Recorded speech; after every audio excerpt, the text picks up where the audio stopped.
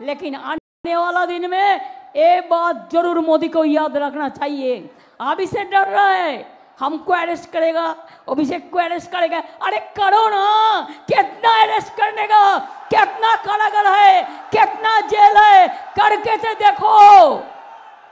हम खुद ने एक शायरी लिखा कि कोई कोई तो कब्र के लिए इंतजार करते हैं। ठीक बोललाम? ठीक बोललाम ना? কি বলেছিলাম ববি? ওটা তুই বলে দে। ওটা ना वो माइक থেকে हमने 6 शायरी भी लिखा है, 6 बोई का। हमारा 140 बोई निकाला, तो हम खुद एक शायरी लिखा था। बॉबी बोलो दे।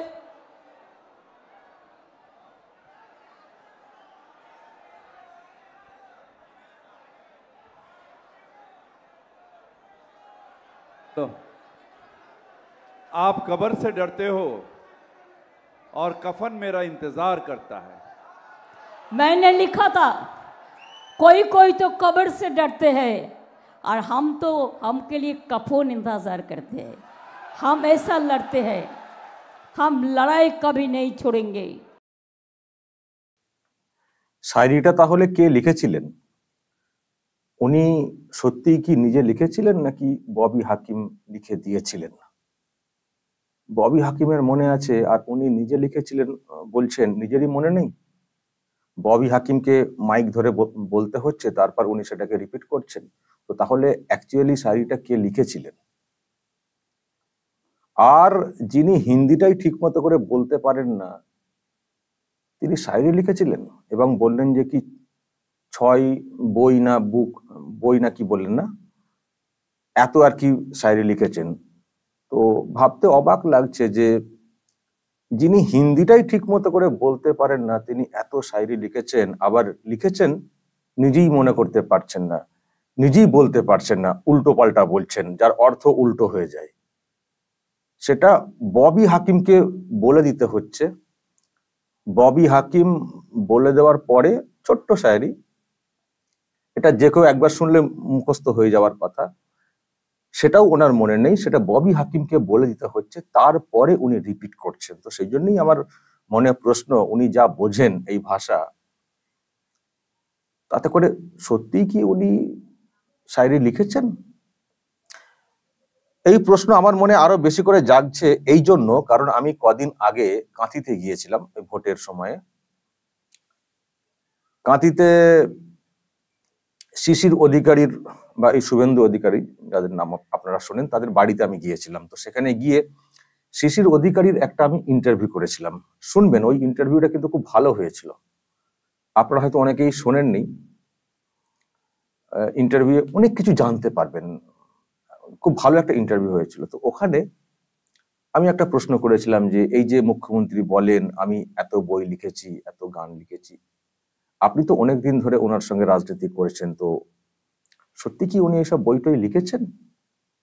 উনি কিন্তু আমাকে একটা উত্তর দিয়েছিলেন ওই দিনে, একটু শুনে নেবেন যে সত্যি কি উনি লিখেছেন না কেউ লিখে দিয়ে ওনার নাম দিয়ে চালাচ্ছেন, আর যেগুলো লেখেন সেগুলো কেমন, এই নিয়ে একটা, মানে যেগুলো সত্যি লেখেন সেগুলো কেমন, এই নিয়ে উনি একটা রিয়াকশন দিয়েছেন। তো যারা শোনেননি শুনে নেবেন। তো সেই উত্তরটা পাওয়ার পরে এবং আজকে যে অবস্থা দেখলাম মেটিয়া বুরুজে গেছেন, শায়রি বলতে শুরু করে দিয়েছেন। তো ওখানে যা দেখলাম, যা অবস্থা দেখলাম, নিজে বলছেন যে আমি এত কিছু লিখেছি, কিন্তু একটা ছোট্ট শায়রি সেটাই উল্টো হয়ে যাচ্ছে, সেটাই ওলট পালট হয়ে যাচ্ছে, সেটাকে বলতে পারছেন। খুব সিম্পল একটা শায়রি, এটা একবার শুনলে দর্শক নিশ্চয় আপনাদের মুখস্থ হয়ে গেছে। তো উনি লিখেছেন বলছেন, উনি নিজে বলতে পারছেন না, ববি হাকিমকে বলে দিতে হচ্ছে। ববি হাকিমের একেবারে মানে পুরোটা মুখস্থ রয়েছে, উনি মাইক ধরেই বলে দিলেন। আমার সেখানেই প্রশ্ন যে এটা কি নতুন শায়রি? এটাও একটা প্রশ্ন, নাকি এটা আপনারা আগেই শুনেছেন, সেটাও আপনারা বলবেন। অন্য কোথাও শুনেছেন সেটা উনি লিখেছেন বলে চালাচ্ছেন কিনা। আর যদি সত্যিই উনি নিজে লিখে থাকেন, তাহলে উনি নিজেই কেন বলতে পারলেন না? ববি হাকিমকে কেন বলে দিতে হচ্ছে? তাহলে কি ববি হাকিমরা এইসব কালচারে থাকেন? তো ববি হাকিমরাই লিখে টিকে দিয়েছেন কিনা, বা আরো অন্য কেউ কারো কাছ থেকে লিখিয়ে ম্যানেজ করে এনে দিয়েছিলেন কিনা, যেটা ববি হাকিমের মনে আছে, দিদিমণির মনে নেই, জানি না, প্রশ্ন কিন্তু আমাদের মনে জাগছে, সেই জন্য কথাটা বললাম। এটা হচ্ছে শায়েরির ব্যাপার। এবার শুরুতে যে কথাটা আপনারা শুনলেন, করো না, গ্রেপ্তার করো না, বেশ মানে মঞ্চে দাঁড়িয়ে খুব একেবারে তেরিয়াগিরি করছেন, বিরাট বিরাট নিজের দেখাচ্ছেন, ক্ষমতা থাকলে করো না, অ্যারেস্ট করো না। অ্যারেস্ট কি করে করবে? আর এত সাহস দেখাচ্ছেন যে গ্রেপ্তার নিয়ে আমাদের কোনো ভয় নেই, পারলে করো গ্রেপ্তার, এত সাহস দেখাচ্ছেন। তাহলে আপনারা গ্রেপ্তারির ভয়ে কেন প্রোটেকশন নিতে গিয়েছিলেন কোর্টে? আপনাদের পিসি ভাইপো দুজনেরই তো প্রোটেকশন রয়েছে। সুপ্রিম কোর্ট থেকে একটা প্রোটেকশন নিয়ে আসা হয়েছে যে ভোটের সময় যেন তাকে ডিস্টার্ব না করা হয়।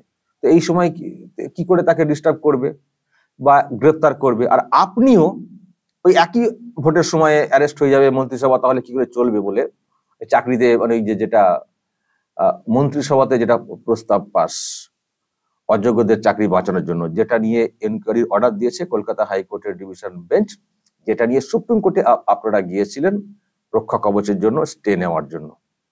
তো দুজনেই মানে ভাইপো গিয়েছিলেন ভোটের সময় যাতে ডিস্টার্ব না করা হয় সেই জন্য একটা প্রোটেকশন নিতে, আর আপনিও আপনার সরকারও তো গিয়েছিল ওই মন্ত্রিসভার ব্যাপারে এনকোয়ারিটা যাতে কঠোর কোনো স্টেপ না নিতে পারে সেই জন্য প্রোটেকশন নিতে। সেই এখন ভোটের কথা ভেবে সুপ্রিম কোর্ট দিয়েছে, রক্ষা কবচ দিয়েছে। তো আপনারা তো গ্রেপ্তারের ভয়ে তো রক্ষা কবচ নিয়ে এসছেন, আবার এখানে মঞ্চে দাঁড়িয়ে এত তেরিয়াগিরি কেন দেখাচ্ছেন, এত মাস্তানি দেখাচ্ছেন কেন, এত ফুটানি মারছেন কেন? করো না, গ্রেপ্তার করো না। আরে গ্রেপ্তারের ভয়ে তো ছুটেছিলেন কোর্টে, সুপ্রিম কোর্টে তো ছুটেছিলেন পিসি ভাইপো, সেখান থেকে প্রোটেকশন নিয়ে আসছেন। ভোটের পর প্রোটেকশন কিন্তু উঠে যাবে, এটাও বলতে পারি। অনেক অনেক অনেক চেষ্টা করছেন বাঁচার জন্য, বা ওই একে অপরকে বাঁচানোর জন্য পিসি ভাইপো অনেক চেষ্টা করছে, অনেক খরচ করছে, সেটা আমরা জানি। কিন্তু এদিকে অনেক তথ্য সামনে আসছে এবং আপনি নিজে বলেছেন যে ভাইপোর অনেক সব সম্পত্তি বাজেয়াপ্ত করা হচ্ছে, এমনি এমনি অ্যাটাচ করা হয় না, নিশ্চয়ই কিছু গলদ আছে। ফলে যেসব ডকুমেন্ট সামনে আসছে তাতে করে অ্যারেস্ট না হওয়াটা আশ্চর্যের, হওয়াটা আশ্চর্যের নয়, বরং কেন এখনো আপনারা অ্যারেস্ট হননি তার জন্য আমরা মাঝে মধ্যে অবাক হই যে এই রকম অভিযোগ থাকলে অন্যরা গ্রেপ্তার হয়ে যান, এদেরকে কেন এখনো গ্রেপ্তার করা হচ্ছে না। আপনারা কিছু কিছু আইনের সুযোগ নিচ্ছেন এবং প্রভাব আপনাদের বিরাট, কোথায় কিভাবে কাকে প্রভাবিত করা যায় সেই চেষ্টা আপনাদের হচ্ছে। আপনাদের খুব ব্যথা হয়ে যায় যখন কলকাতা হাইকোর্ট ইডির কোনো অফিসারকে সরিয়ে দেয়, খুব ব্যথা হয়ে যায়। প্রশ্ন জাগে যে তাহলে কি ইডির ওই অফিসারের সঙ্গে কি আপনাদের কোনো লিঙ্ক হয়ে গেছিল, আপনারা কি তাকেও প্রভাবিত করে ফেলেছিলেন, প্রশ্ন জাগে। সুতরাং আপনাদের এখন পাওয়ার রয়েছে, ভীষণ প্রভাবশালী আপনারা হয়ে উঠেছেন, সেই জন্য এখনো নিজেদেরকে বাঁচিয়ে বাঁচিয়ে রাখছেন। কিন্তু যেসব তথ্য সামনে এসছে এবং মন্ত্রিসভার ওই যে প্রস্তাব, যেটা অযোগ্যদের চাকরি বাঁচানোর জন্য অতিরিক্ত পদ তৈরি করে বাকিদেরকে চাকরিতে ঢুকিয়ে পরিস্থিতি সামাল দেওয়ার এই যে বিষয়টা, এটাও তো বেআইনি।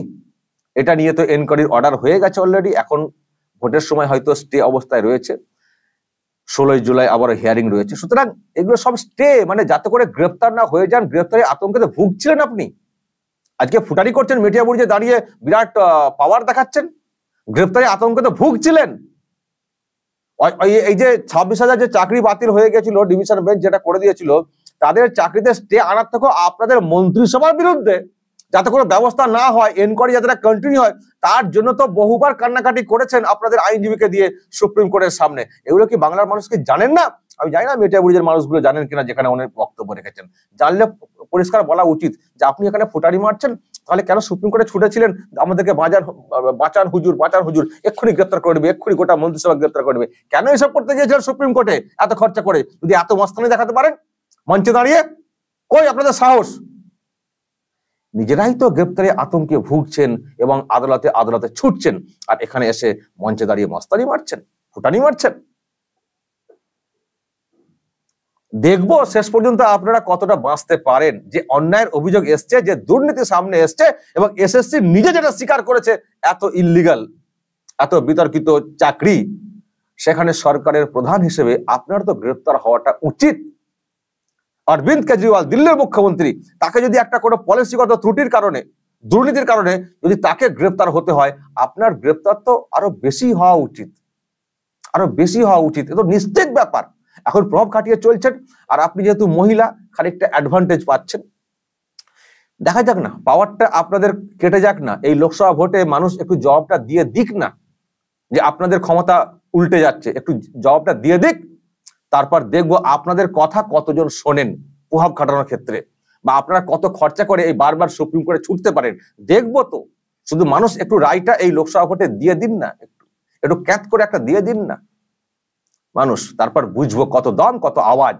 ওই চিৎকারই করবেন, তারপর দেখবেন ওই চিৎকার করতে করতে প্রিজন ভ্যানে তুলে নিয়ে চলে যাওয়া হয়েছে, কিচ্ছু করতে পারবেন না। আর আশপাশে চেয়ে দেখবেন কেউ পাশে নেই। আপনার দলের লোকেরাও দেখবেন, এই ববি হাকিম তো মাইক ধরে বলে দিচ্ছেন আপনার সারিটা, ববি কোথায় গেলি রে, ববি দেখবেন ববি আর আসছেন না, উনি কেটে পড়েছেন। কেউ কাউকে পাশে পাবেন না, কাউকে পাশে পাবেন না।